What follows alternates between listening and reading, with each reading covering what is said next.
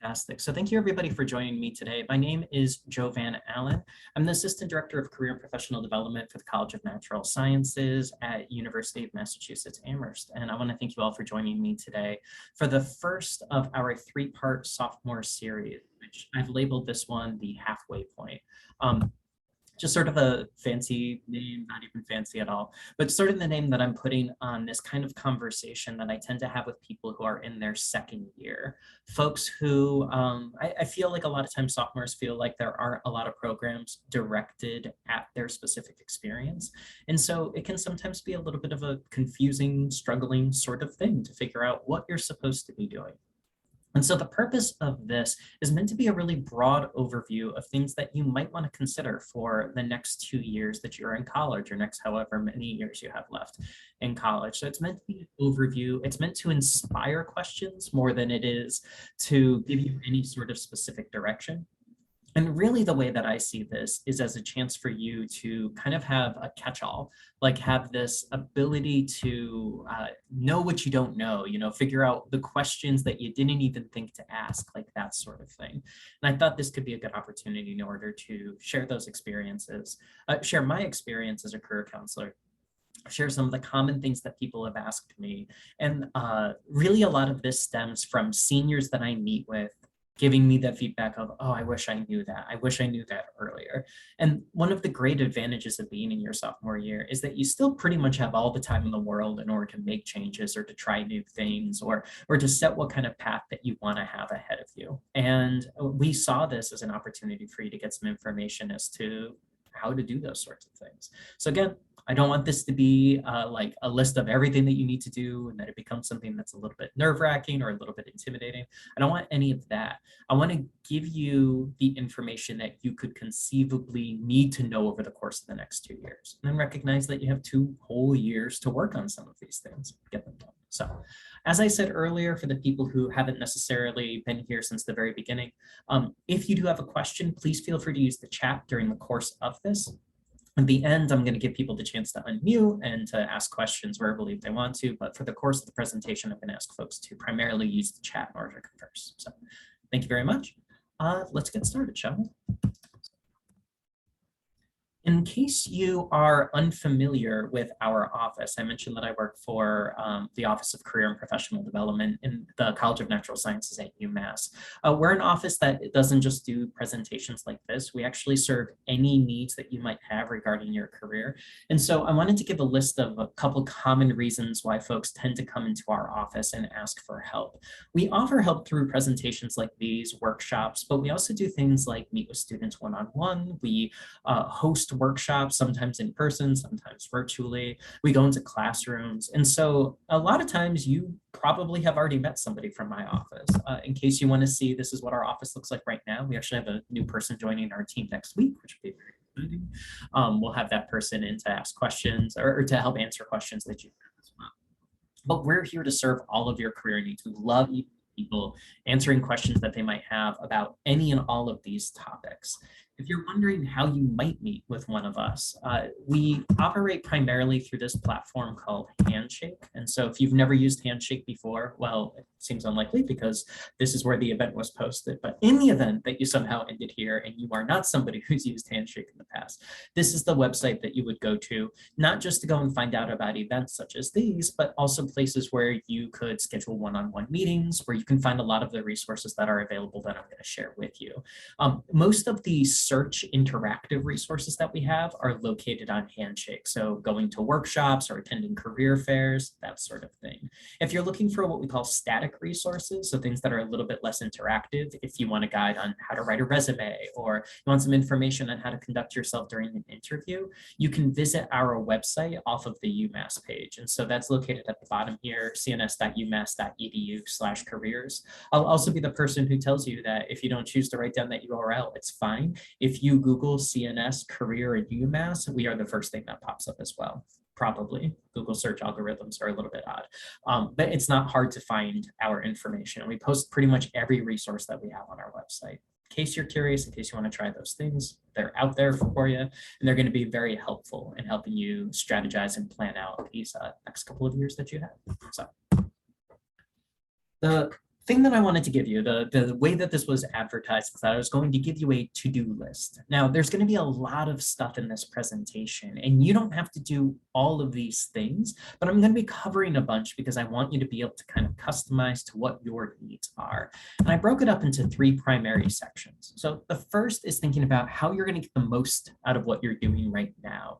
That seems maybe a little bit unintuitive. We're talking about your to-do list for the next 2 years, but that doesn't mean that you have to drop out of these experiences that you're currently engaged in. And in fact, I really want you to dig into those experiences. I want you to enjoy them. I want you to become more invested in those things. So we're going to talk about how you can take those experiences you're doing now, the ones that you enjoy, and make them more fulfilling.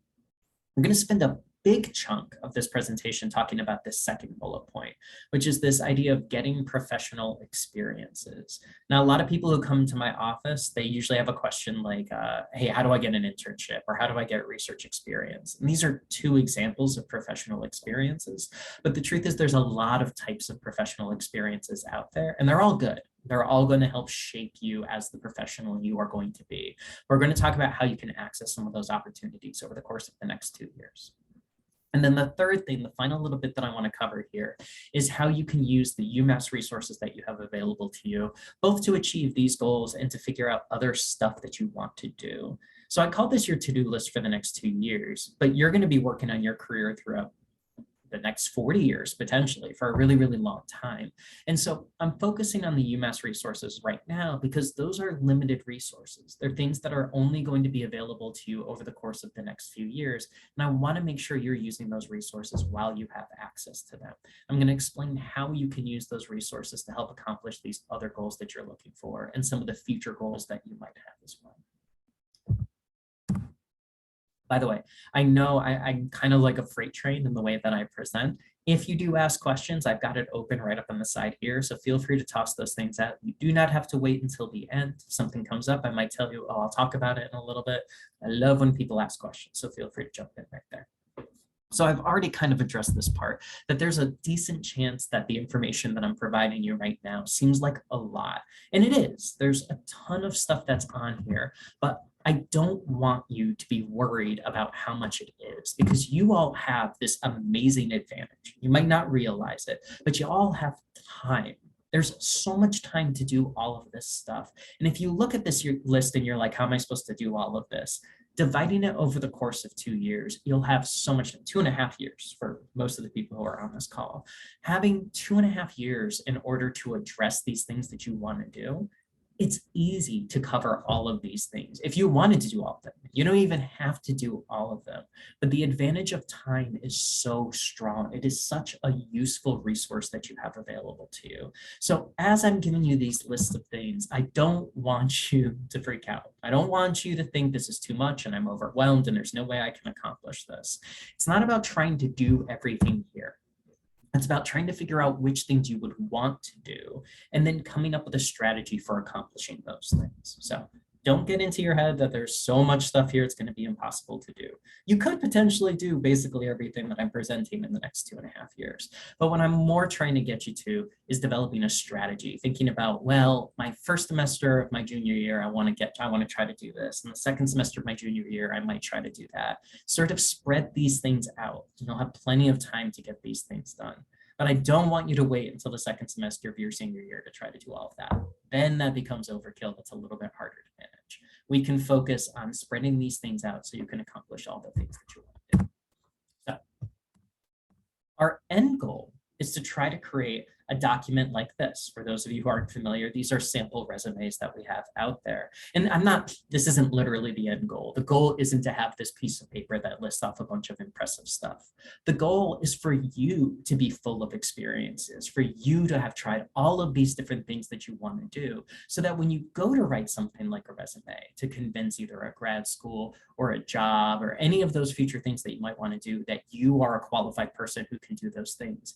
You have a really robust document that you can hold and hand out with a lot of pride because it represents the breadth of experiences you've obtained. So it's not about the paper, it's about filling you up with those experiences.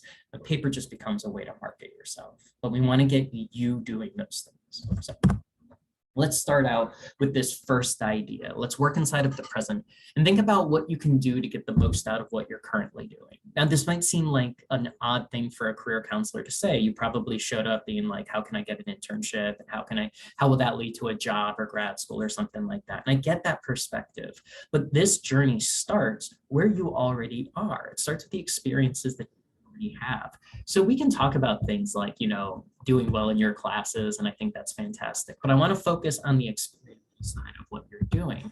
And so that could very easily look like the clubs that you're a part of, or the extracurriculars you take advantage of, or athletic team that you might be a part of as well. These experiences that you're currently engaging in are part of what shape you as a professional. And I have a lot of people who look at me and they're like, I do this for fun. This is not a professional experience. Stop trying to like manipulate or change these things so that they can be determined or can be considered a professional experience. And this isn't meant to be manipulative. When you go out and do experiences you enjoy, whether it's being a part of a show or being a part of a club, you're getting a lot of skill buildup. You're getting this opportunity to interact with people, to solve problems. And you're doing it more often than not while you're engaging in something that you enjoy or something that you find fulfilling. And guess what? Your job, your career, hopefully will also be something that you enjoy. It's something that you find fulfilling and that you're going to work towards that. So these things don't have to be mutually exclusive. You can get a lot of the professional skills that you're looking for through these kinds of experiences.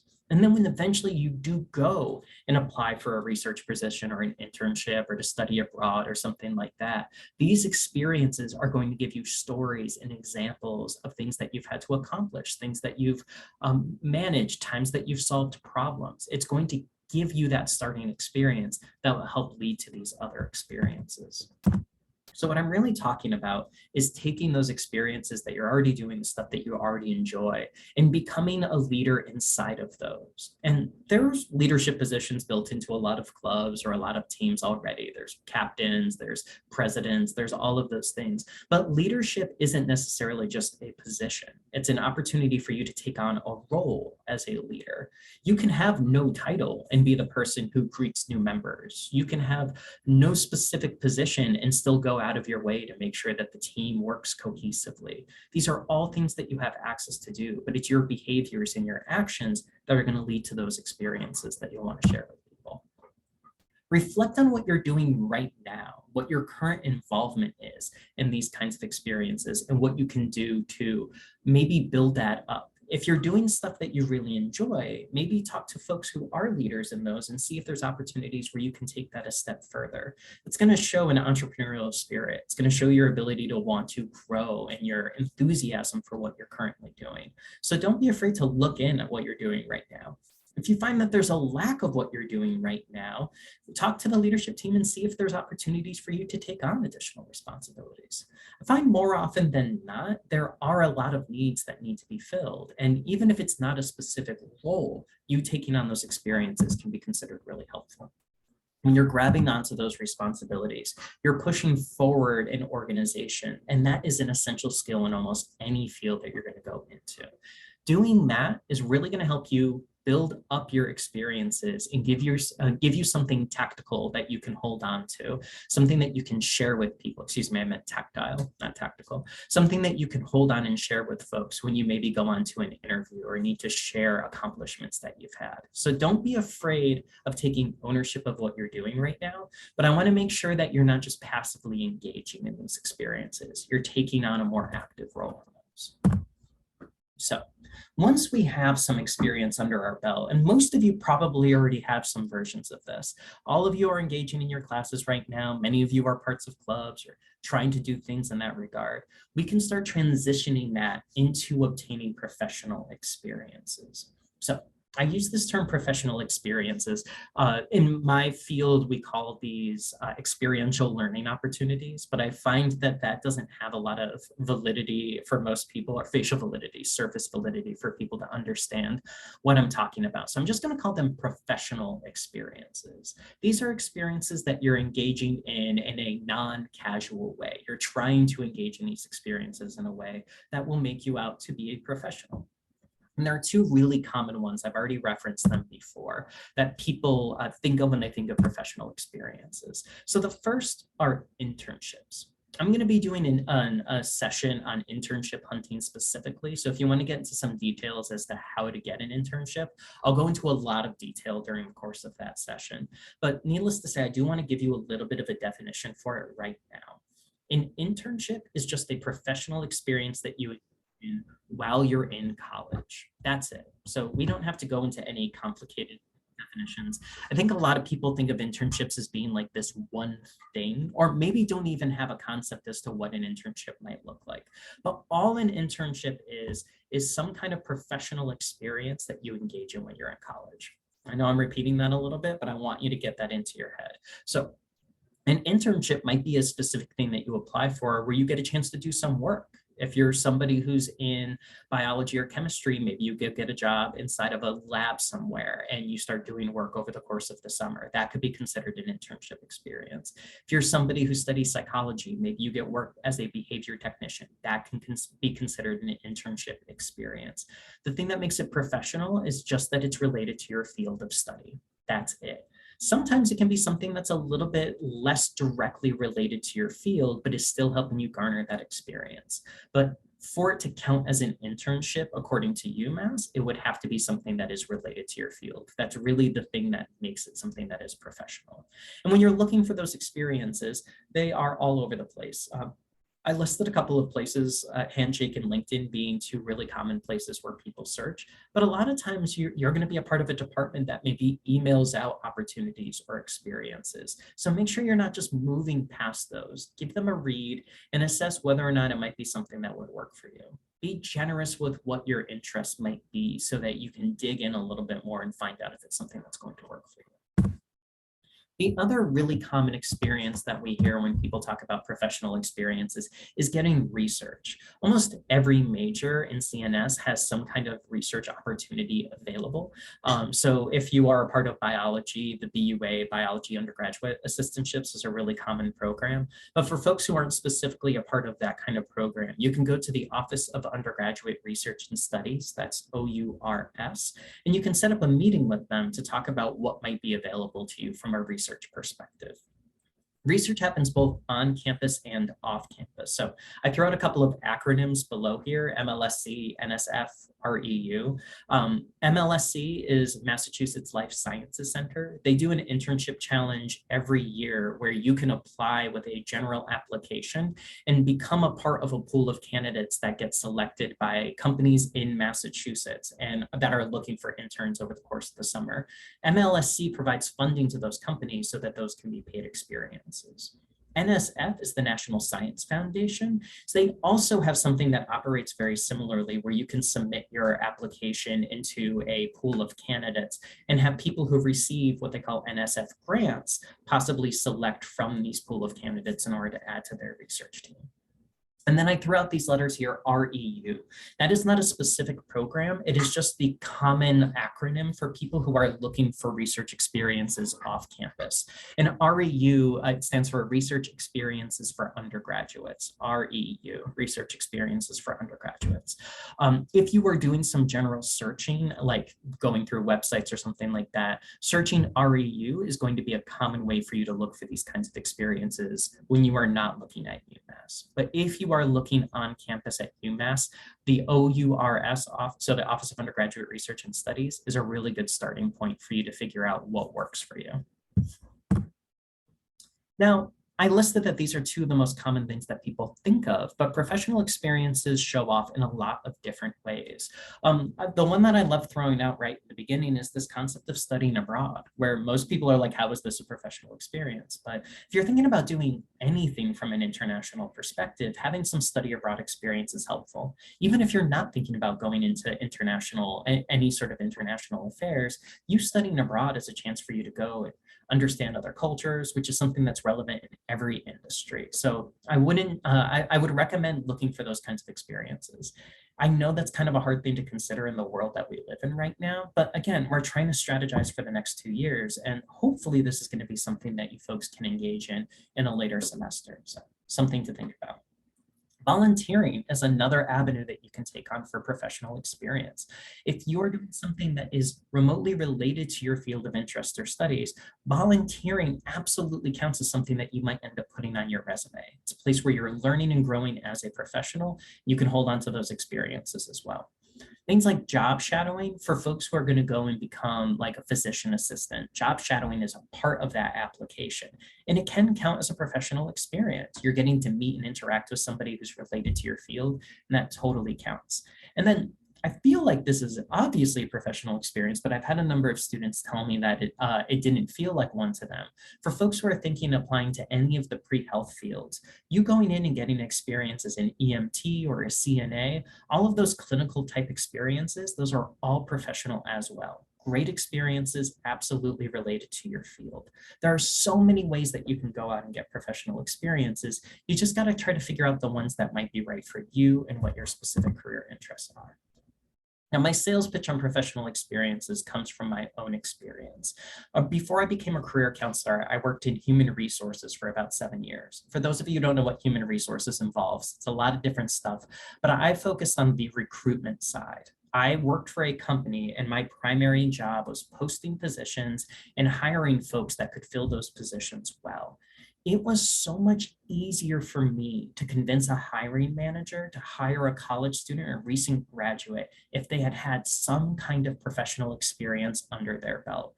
It becomes so much easier because it's not just you trying to convince them that you might be good at something. It's you showing that you've been able to act up to professional standards in a practical setting. So it becomes a lot easier from that application standpoint for you to be able to show off examples as to why you might be a strong candidate for something. I strongly recommend it for that reason. But even beyond that, even beyond the application purpose, it's an opportunity for you to understand what your professional goals are, for you to understand what you do or don't like as related to what your professional experiences are going to be. So I've had people who go out and try an internship experience. They do it for a couple of months and then the semester ends, they get credit for it, and they walk away and they go, I never want to do that again. And a lot of people look at that as a failure where they're just like, oh, I did this and it means that I don't know what I want to do and I just wasted 3 months. And that couldn't be further from the case for so many reasons. For one thing, you figured out something you don't want to do, which is incredibly valuable. But on the other side, you can learn valuable skills that you'll use in other applications, in other jobs that you're going to apply for, even from a position that necessarily wasn't what you wanted to do. One of my first jobs was working at a convenience store, and I had no aspirations of doing that from a professional standpoint, but that doesn't mean that time was wasted. It taught me how to interact with folks in a professional way. It gave me a really strong understanding of independence because I often had to work in that situation by myself. Help me hone my work ethic. These are all really valuable things that I learned from a job that doesn't have a lot to directly do with what I'm doing right now. So you taking on any professional experience is going to be an asset to you.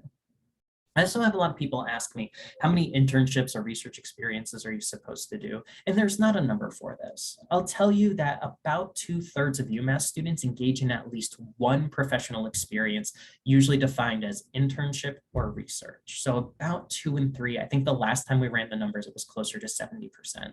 So that's a significant portion of folks that do at least one experience. But there are people who go out there and do 2 or 3 or even 4 experiences. They overload, they try a bunch of different things.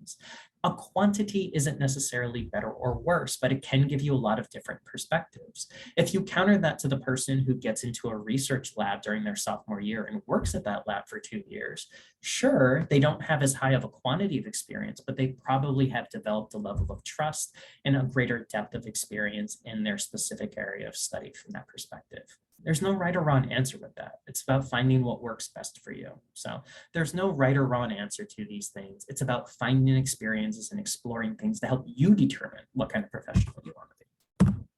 All right. I like jumping in and letting people know about timelines because I feel like this is a really important point. If you're thinking about doing an internship, you're usually going to secure these things about a semester ahead of time. So if you're thinking about doing a summer internship, right now is a really common time to be applying, December and January, so that you can usually have those things secured or wrapped up by February. You will see that there are people who go and keep looking for experiences in March and April and will sometimes land those. This is just the average when most people tend to land those things. They tend to be secured in February. For people who are looking in fall, those are usually secured in May. And for people who are looking inside of a spring semester, you usually wrap those things up by November. I do occasionally every year have students come into my office a week before classes start and say that they're looking for an internship in the spring. It's not impossible, but it's a really, really hard thing to do. A lot of those opportunities have already been snatched up. So try to look try to consider doing these things in advance and planning out for those. If you're thinking about doing research, the typical cycle for on-campus research is you secure the opportunity in the previous semester. So if you were thinking about doing something next fall, you would probably want to be using the spring semester to reach out to professors or to submit applications, things like that. For the BUA program specifically, this used to start a week before the application cycle used to be a week before classes start, but they actually started it much earlier this year. I want to say it started like in the first or second week of December. So if you're thinking about applying to that program, I would recommend looking it up pretty soon because I'm pretty sure they are still accepting applications, but you would want to prioritize that. For off-campus experiences, you'd almost treat that like the internship cycle because for off-campus experiences, a lot of times those research opportunities are treated just like jobs. For the MLSC program that I brought up specifically, they are typically accepting applications year-round, but they will review those applications usually starting in January, which for those of you who saw the big ball drop in New York, it usually indicates that January is right about now. So if you're thinking about doing something or wanting to learn about that program, I would probably recommend looking into it now. It's not too late. You can absolutely submit an application, but earlier is better than later. So take a look at those things. All right. This is my last section talking about what you can use as far as UMass resources go to help you for each of these categories that we're talking about. So this is more far into the future. This is thinking about what you want to do after these 2 years and figuring out what you could do and take advantage of using UMass resources right now in order to help yourself get ready for those things, help set up some of those specific timelines. So we're going to start from the job perspective. If you're somebody who thinks that you're going to go and apply for a job after graduating, this is for you. So the process of applying for jobs usually starts about 4 months prior to the date that you want to start. And there's a logic to this. So if you look up the statistics, it's SHRM, I can't remember the acronym of Society for Human Resource Management, I believe is what the S stands for there. So Society of Human Resource Management. They tell us that the average turnaround time for a job, so from the time that it's posted to the time that it's filled, is about 2 months. So I usually give people about a 4-month window. And the logic for that is if you were to apply for a job in January and then receive, if you're lucky, that first application that you submit, you happen to land that, if you get that job offer in March, that company then has to make a decision as to whether or not they want to wait 2 months to hire you, or if they want to go through another hiring cycle, take another 2 months of a whole bunch of work to find somebody who can start at the same exact time.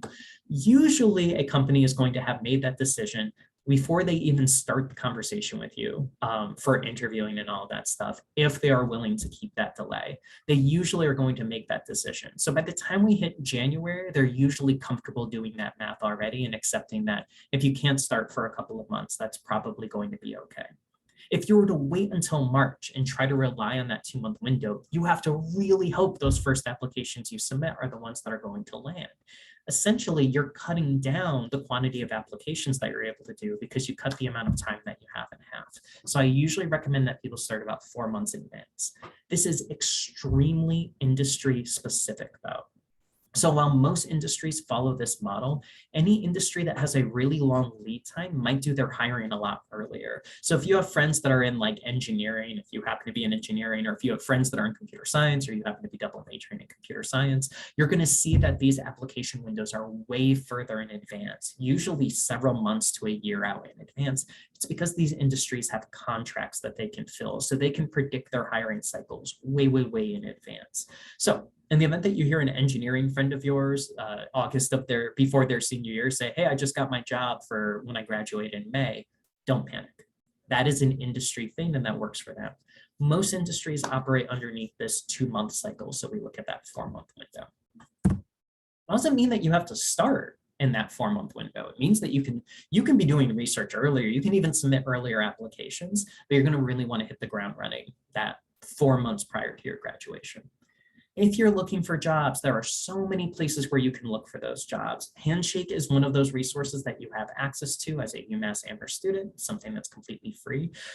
For you, it's covered inside of your tuition, which is fantastic. Once you graduate, you will still have access to the program. You might have to change your email address over, but you'll still have access to it as a resource. But you can also be looking in a lot of other places as well. So you might look at LinkedIn, you might use third-party job search agents like Indeed or ZipRecruiter or something like that. You're also probably going to go onto specific companies' websites. If you wanted to work for Boston Children's Hospital, you don't have to go to Indeed and search for Boston Children's Hospital. You can go onto their website, specifically look in their field and see what kind of opportunities are available. Now, when you go and start setting up these applications, you are going to need some materials in order to be able to do that. And so this is what we can be doing right now and over the course of the next few years to make sure you're prepared. So the first and probably obvious one is a resume, but we can be using these next couple of years to gain those experiences. That's what we were talking about in those previous slides. So I want you to think about it from that perspective, that I can go and start filling up my resume right now because I know I'm going to need that in the future. You're also probably going to need to be able to write a cover letter for these experiences. A lot of your classes, your junior year writing is going to have you cover building up resumes and cover letters, but you getting this practice in earlier is going to make it so that you're ready to go when January hits. You don't want this hypothetical January if you're graduating in May. So if you're thinking about that you're going to be applying for jobs and that you're going to need to be able to write a cover letter, I would rather you know how to do that in advance so that you don't have to spend those first couple of weeks figuring out how to write that cover letter. I want you to have that expertise ahead of time. And then the last thing that you'll usually need are references. Now, for a lot of people, we mix up references and recommendation letters. Recommendation letters we'll talk about when we're talking about grad school. A reference is simply a person who would be willing to receive a phone call and vouch for your application for a job. It is typically not a family member. Read almost never a family member. It's usually somebody that you have a professional interaction with. So you going out and engaging in these professional experiences, it's not just helping you build up experience, but you could potentially be building up references for your future job applications as well. Now, this is where UMass can help you out as far as your job applying goes. So the first thing, the one that I listed already, is Handshake as a resource that's available to you. Handshake is not like an average job search engine. When you go and find jobs, when you log into Handshake, all of those jobs were approved by a UMass Amherst employee so that UMass Amherst students could see them, which means you're not going to see the quantity of jobs that you would see in another job search engine, but it is far more likely that these ones will be targeted towards your skills and interests. So Handshake is an excellent resource from that perspective.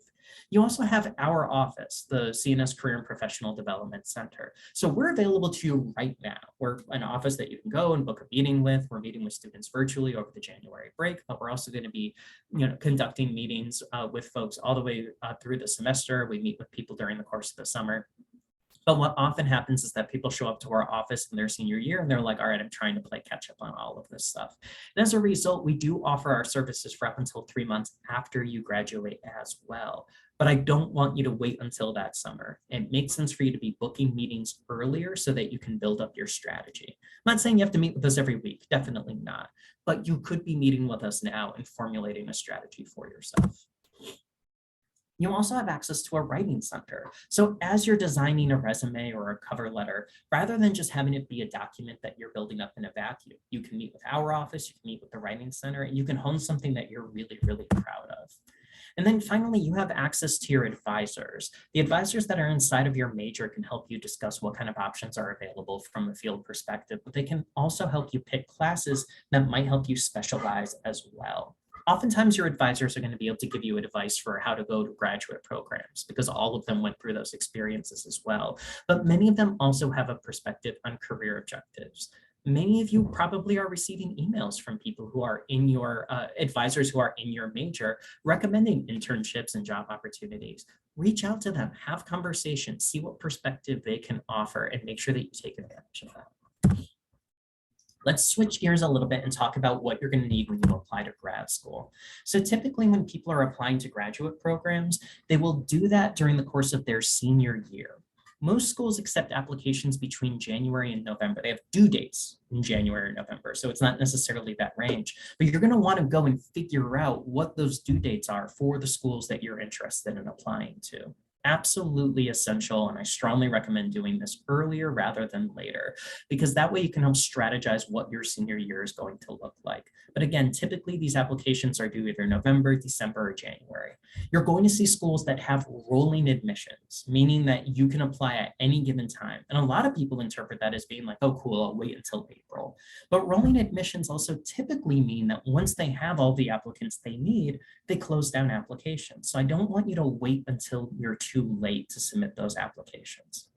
Remember, for graduate school, you do not need to apply so that you can start the semester afterwards. A lot of people do take a gap year or 2 years in order to get some more work experience, in order to try some other things out before they apply. So you don't have to have this like, I need to submit this application right now. But you will want to think about what UMass resources are available to you so that you can use those things while you are still a student here, even if you don't end up applying out necessarily. So those are for general graduate programs.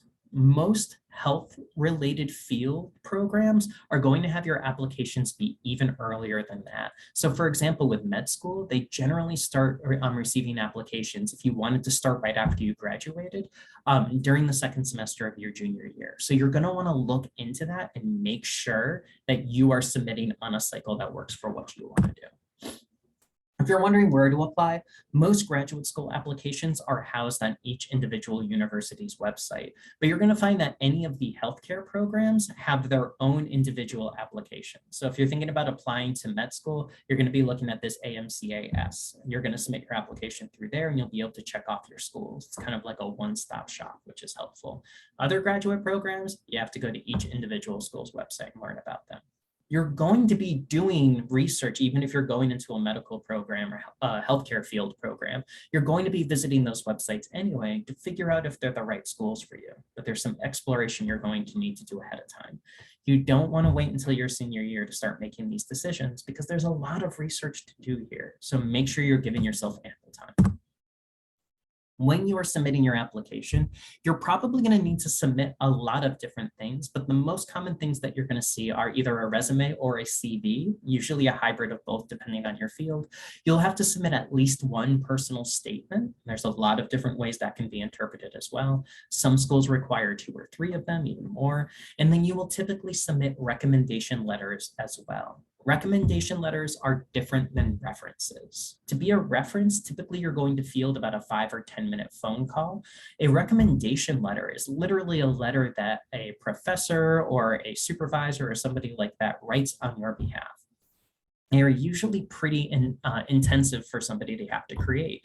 They're either a 1 or 2 page document. Sometimes they follow a form where you would actually go and like start checking off details, but oftentimes they're just a blank letter that somebody writes on your behalf. If you're thinking about getting a recommendation letter from somebody, it probably should be somebody that you have some kind of relationship with. Maybe a supervisor that you had during an internship, or the principal investigator that was overviewing you when you were in a research lab. This is another place where those professional experiences become essential because they help you develop those relationships ahead of time. It's hard to try to build those things up quickly during the course of your senior year, which is why I like letting people know things like this now, where you have plenty of time to start developing those relationships. As far as how UMass can help you out with these things, I mentioned the recommendation letter thing. So UMass helps you out because if you're going to do any experiences that are UMass based, Usually it's going to be a UMass faculty or staff member that will be creating this recommendation letter for you. If you are going to ask somebody to write a recommendation for you, ask them earlier rather than later. So if you're thinking about submitting an application on November 1st, you don't want to be reaching out to them on October 23rd and letting them know that you need a recommendation letter. Etiquette typically dictates that you give them at least 1 month's notice, but typically I would be asking people well in advance. And your first question is if they're going to be willing to write a letter for you.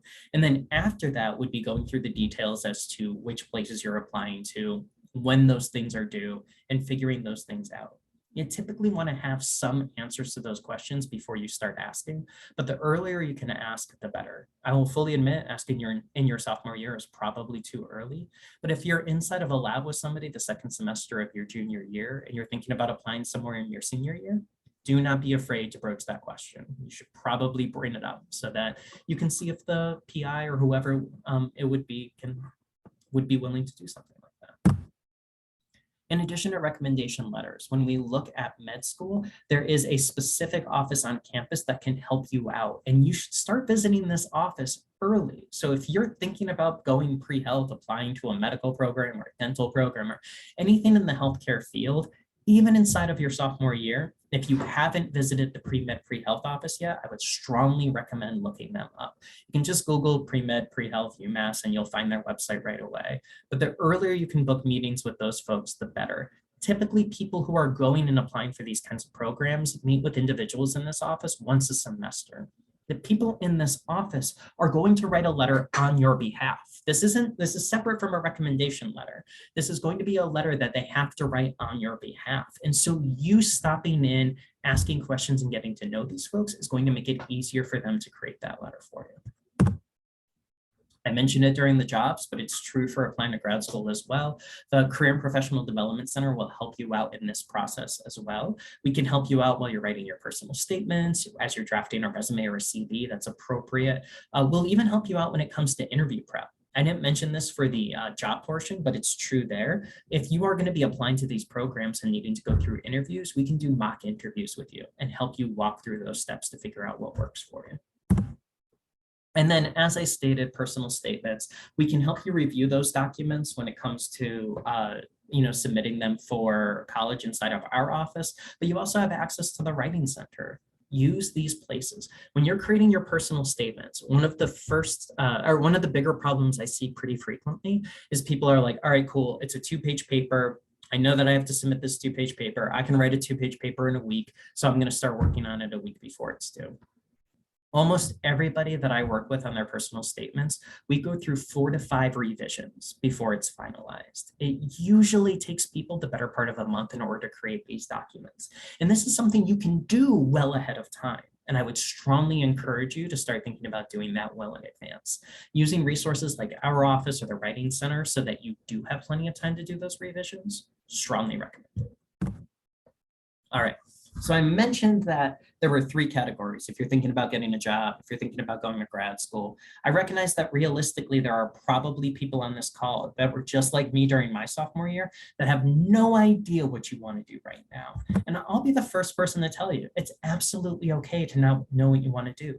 I'd argue to say most people during their sophomore year don't have a specific idea of what they are going to do. But it is your job to go and figure out what's going to work for you. And the easiest way that I have found is for you to go out and try stuff.